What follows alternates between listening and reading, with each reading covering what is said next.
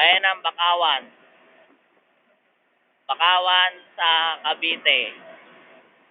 Oh, dito na tayo. Biyahe namin ngayon ay SM Cavite. Papasyal-pasyal muna kami. Dito yung mga kasama ko. Ang pinapogi namin driver. Mani! Yeah! Oy! Basta! Sa Baguio na! Woo! Dito kami. Dagat. Dagat yan, dagat. Dagat ba talaga yan?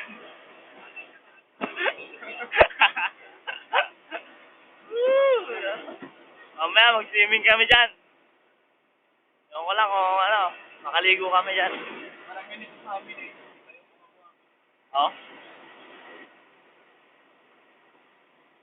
Ayun. Okay.